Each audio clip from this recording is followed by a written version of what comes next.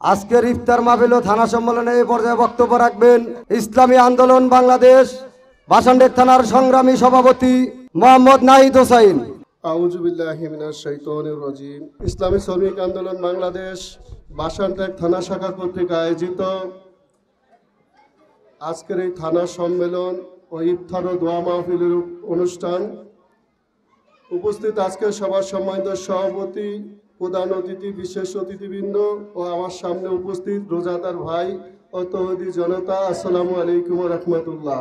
আমি আমার আলোচনার শুরুতেই গভীর শ্রদ্ধার সাথে স্মরণ করছি জুলাই আগস্টের গণবিপ্লবে ফ্যাসিস্ট শেখ হাসিনা কর্তৃক গণহত্যায় নিহত সকল মেধাবী ছাত্র জনতাকে, বিশেষ করে আবু সাঈদ মুগ্ধকে এবং নাম না জানা অসংখ্য মেধাবী ছাত্র জনতাকে।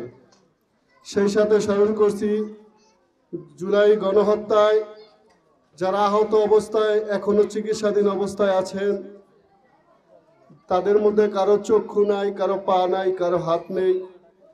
আমি তাদের দ্রুত সুস্থতা কামনা করছি। সংগ্রামের সাথী বন্ধুগণ, আলোচনা যেহেতু একেবারেই সংক্ষিপ্ত, আমি শুধুমাত্র একটা কথাই বলতে চাই।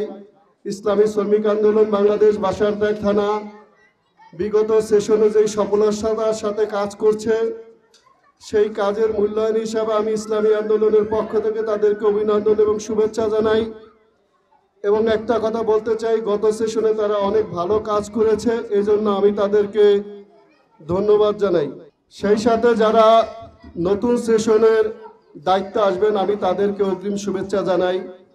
এবং একটি বিষয় আমাদেরকে স্পষ্ট ধারণা রাখতে হবে, আগামী সেশন ইনশাআল্লাহ বাংলাদেশ জাতীয় নির্বাচনকালীন সময় যারা দায়িত্ব আসবে, আমরা আশা করি তারা বিগত দিনের ন্যায় আগামী দিনেরও রাজপথ ইনশাআল্লাহ সক্রিয় ভূমিকা পালন করব।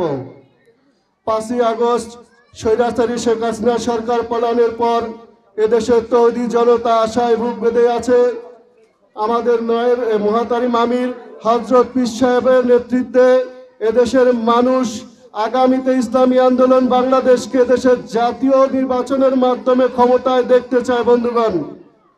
তাই আমি মনে করি আমাদের যেই নতুন কমিটি আসবে, তারা আগামী দিন ইনশাআল্লাহ সক্রিয় ভূমিকা পালন করবে, এই আশাবাদ ব্যক্ত করে আমি আমার সংক্ষিপ্ত আলোচনা এখানে শেষ করলাম। আসসালামু আলাইকুম ওয়া রাহমাতুল্লাহ।